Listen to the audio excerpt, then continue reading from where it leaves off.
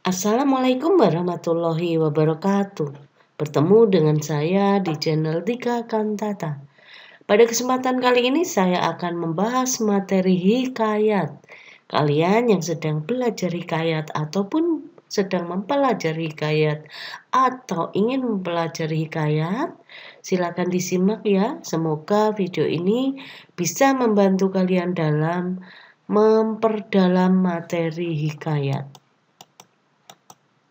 Yang pertama, mari kita pahami dulu pengertian hikayat.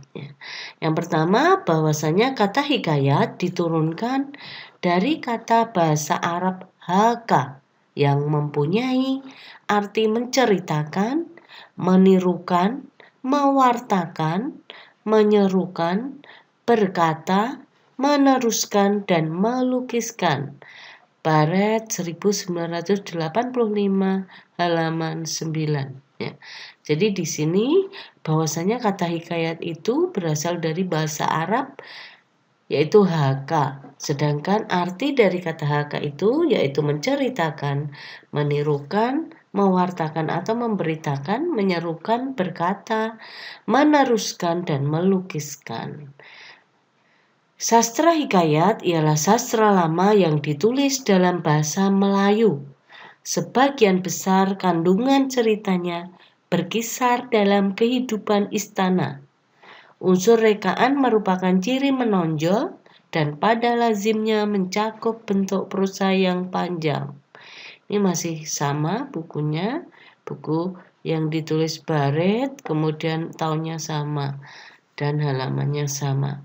Berikutnya mari kita cermati, hikayat ialah karya sastra lama Melayu berbentuk prosa yang berisi cerita, undang-undang, dan silsilah bersifat rekaan, keagamaan, historis, biografis, atau gabungan sifat-sifat itu. Hikayat dibaca untuk pelipur lara, pembangkit semangat juang, atau sekadar untuk meramaikan pesta. Ya, ini dari KBBI Kemendikbud.go.id ya. Jadi di sini dijelaskan bahwasanya hikayat itu termasuk karya sastra lama Melayu. Kemudian bentuknya itu prosa, bisa berupa cerita atau undang-undang atau norma atau aturan. Kemudian ada silsilah bersifat rekaan atau juga tentang keagamaan atau religius dan historis biografis atau sejarah tentang biografi atau riwayat hidup seseorang dan juga bisa gabungannya. Nah, gunanya apa? Apa fungsinya apa?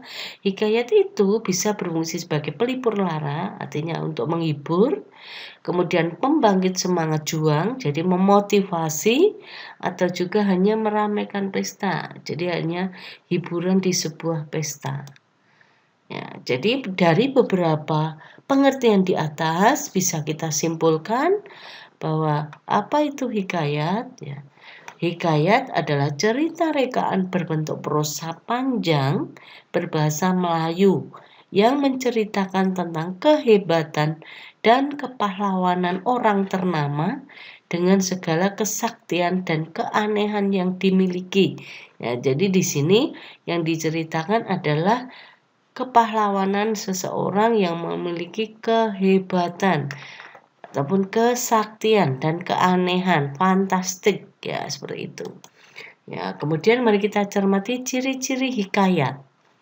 1. Disebarkan secara lisan dari mulut ke mulut. Ya, jadi hikayat itu disebarkan ataupun disampaikan dari mulut ke mulut. Artinya tidak ada sumber tertulisnya ya, karena dari mulut ke mulut maka ada kalanya cerita hikayat yang diceritakan seseorang itu agak berbeda dengan yang diceritakan orang lain meskipun intinya sama karena memang tidak ada sumber tertulisnya sehingga kalaupun ada perbedaan sedikit itu tidak mempengaruhi jalan cerita atau inti cerita hikayat. Ciri yang berikutnya nomor 2 yaitu bersifat istana sentris. Ya, di sini kata istana sentral, ya, berpusat pada istana atau menceritakan kehidupan kerajaan, ya. Yang mencirikan bahwasanya hikayat itu menceritakan kehidupan kerajaan bisa kita lihat dari istilah-istilah yang digunakan dalam hikayat, yaitu bisa raja, kemudian sang baginda, kemudian permaisuri, kerajaan, keraton, taman sari, dan seterusnya. Pokoknya berkutat atau bercerita tentang kehidupan kerajaan. Yang ketiga, bersifat statis atau tetap atau tema tidak berubah-ubah. Ya, di sini statis yang dimaksud itu artinya bahwasanya tema yang diceritakan dalam hikayat itu hampir semua sama, yaitu bahwa kebenaran selalu mengalahkan kecurangan, atau juga kejujuran pasti akan menang di akhir, atau juga kejujuran pasti akan mengalahkan ketidakjujuran atau kebohongan. Intinya dalam hikayat itu selalu hal yang baik menang atau selalu mengalahkan yang jelek. Kemudian yang keempat, fantastik, tidak masuk akal atau di luar dugaan. Ya, ini biasanya berkaitan dengan sifat tokoh dalam hikayat. Artinya, mereka memiliki sifat di luar nalar. Misalnya, bisa terbang, manusia bisa membangun candi satu malam, kemudian manusia bisa berlari di atas laut atau samudra, ya, itu semua adalah fantastik. Atau bisa membalikkan taman atau memindahkan masjid, ya, itu semua adalah suatu sifat fantastik, ya. Kemudian yang kelima, anonim. Ini dari kata a dan nonim, ya.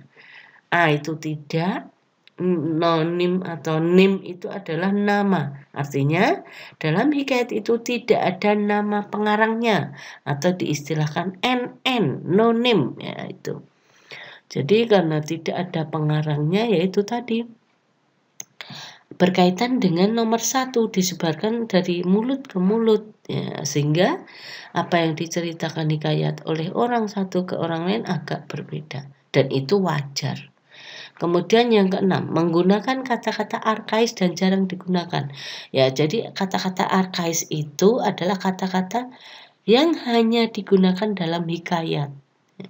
Jadi jarang sekali digunakan di kehidupan keseharian, ya, atau di teks-teks yang lain. Misalnya apa? Hatta.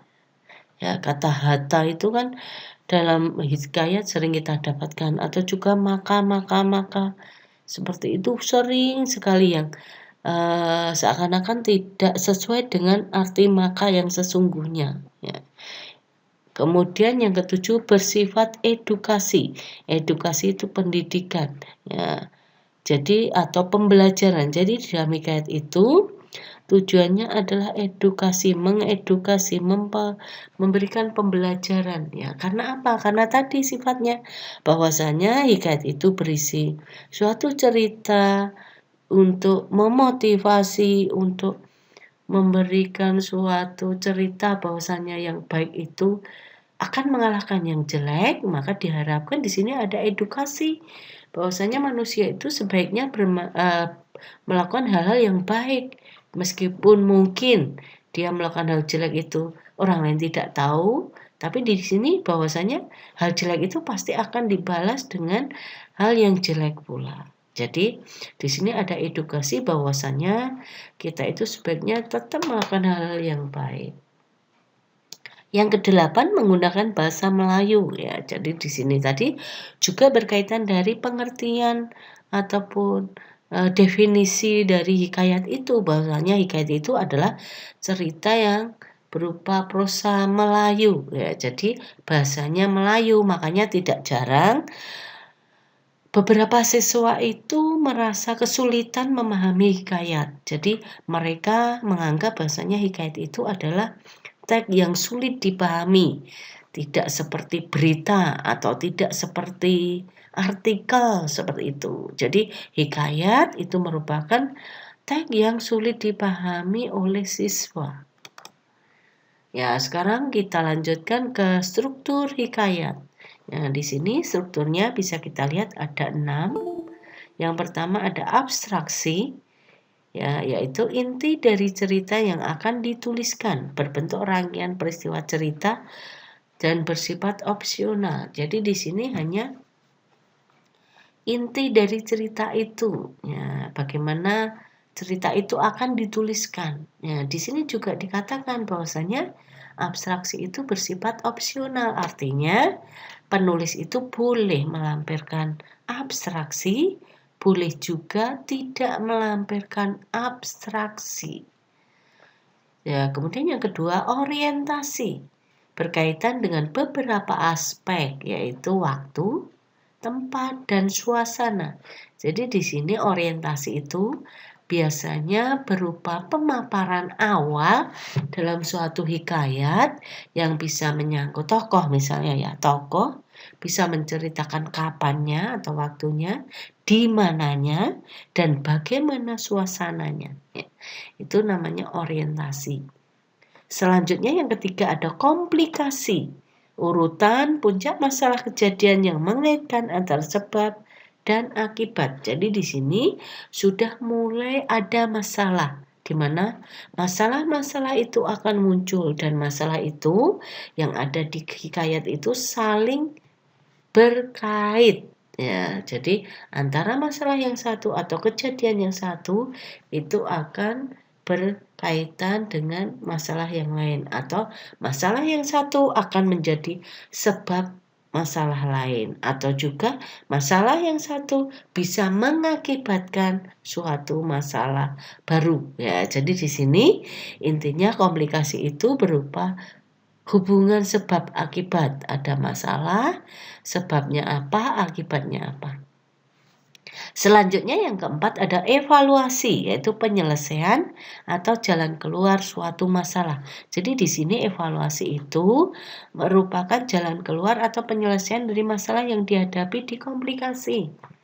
Jadi setelah adanya masalah itu, bagaimana cara mencari penyelesaiannya, itu dievaluasi. Selanjutnya yang kelima, resolusi.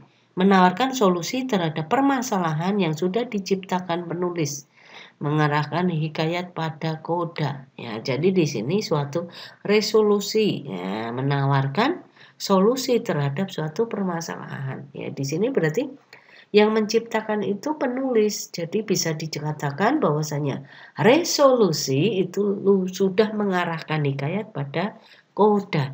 Lalu apa itu koda? Ya, koda adalah pesan atau amanat yang ingin disampaikan penulis. Pembaca bisa mengambil pelajaran atau pesan moral. Ya, jadi di sini koda itu suatu pesan atau amanat yang ingin disampaikan penulis. Ya.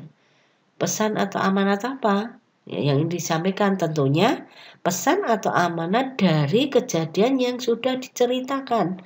Ya, seperti tadi misalnya menceritakan tentang kejelekan atau kebohongan, akhirnya berakhir dengan celaka. Lah itu ada suatu pesan moral di sana, bahwasanya kita tidak perlu berbuat bohong atau berkata bohong atau bersifat curang. Ya.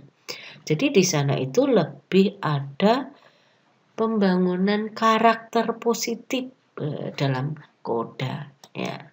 Itu tadi pembahasan tentang hikayat. Jika ada hal-hal yang ditanyakan, bisa dituliskan di kolom komentar. Insya Allah saya akan membuatkan video pembelajarnya agar kalian bisa memahami pembelajaran atau materi-materi bahasa Indonesia. Demikian video saya. Akhir kata, wassalamualaikum warahmatullahi wabarakatuh.